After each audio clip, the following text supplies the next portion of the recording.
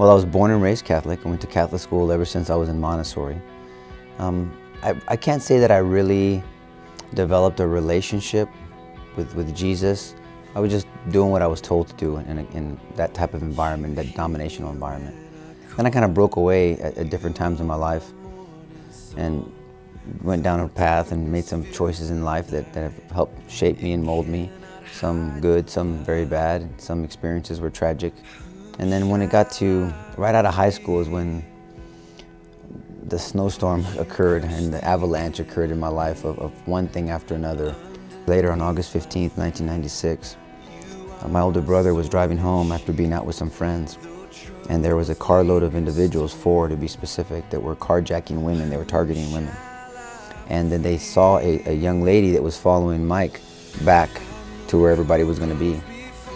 Well, they followed her to my parents' house where I was at, and at that time attempted to carjack him, asked for his keys, wallet, and they ended up shooting him in the face in my parents' driveway. Never forget the night. At that night, I was in shock, as they all say. I helped load his body onto the gurney. I heard my mom cry in a way that I described to people that only a mom can cry. And I held her up. She collapsed in my arms, yelling to me, why? Crying, tears, mucus, you name it. I looked over to my left as I'm holding my mom up. She's dead weight in my arms. And I saw my pop cry for the very first time in my life. And I'll never forget that scene. I remember where I was standing holding my mom, cradling her. I looked up and I saw Mike's body on the driveway. His blood had traveled all the way next to me. To my left, I saw my pop crying. I saw my little brother. And I thought to myself, my life is never going to be the same. I can't let these people go through pain like this again. I have to make my life count. And so I did that. So that's when I got into law school. I accomplished in law school. I graduated, passed the bar, started building my reputation as a trial attorney. And I know that brought my pop some peace. And then I got to a point where, okay, I tapped out. That was it. I mean, I've kind of hit it, okay. Not that I accomplished everything that could be accomplished, because I definitely did not do that. But I'm just saying I was tapped out because my foundation was broken, my spirit, right? And that's when I started pressing in my curiosity and my will and my surrendering, so to speak, was to God and saying, okay, I'm going to try it your way. Because I gave my way a shot and it didn't get me too far. It accomplished some things, but it didn't get me that peace and that joy that I was looking for. I'll never forget, I walked into well, at the time it was Eagle's Nest off of 281, and I heard Rick speak, and I was hooked. I was done. And I served. I served for a number of years on the security staff, and I haven't looked back. A year and a half into my walk with Christ, I was ready.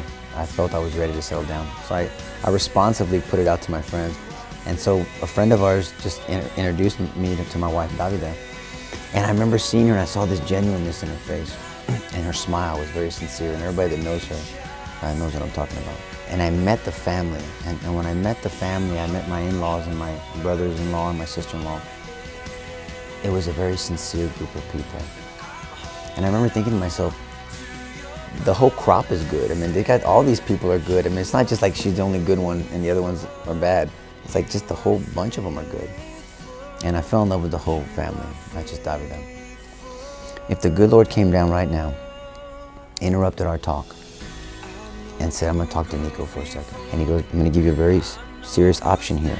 You need to think about this, and you need to listen to me. I would say, sure. I'll take it all back. I'll take back the hate. I'll take back the anger. I'll take back the confusion. I'll take back the struggle. And I'll give you Mike back. Right now, I'll do it. And I'll make up all those 18 years. I'll make it up to you. But if I take it back, I got to take it all back. I got to take back our relationship. We'd have a relationship, son, but it wouldn't be this one. I got to take back your peace. You'd have to try it all over again to see if you can find it another way. Your joy. I'd have to take back your children. Everything. You would be a different person. I'd stop him right there. I'd say, Lord, tell Mike I'll see him in 40 or 50 years or whenever you say. But I wouldn't trade it in for the world. I wouldn't trade it for the world. No, thank you. I don't want it. I don't want it back. I'm fine right where I'm at. And some people say, what do you mean? How can you be okay with that? And I tell them I'm grateful for it. You're grateful for your brother being murdered? I go, no. What I'm grateful for is the struggle that manifested itself in more than just my brother's murder, but other things too. I'm grateful for the struggle that drew me back to my daddy. I was a man that reacted in my feelings, and that affected my behavior.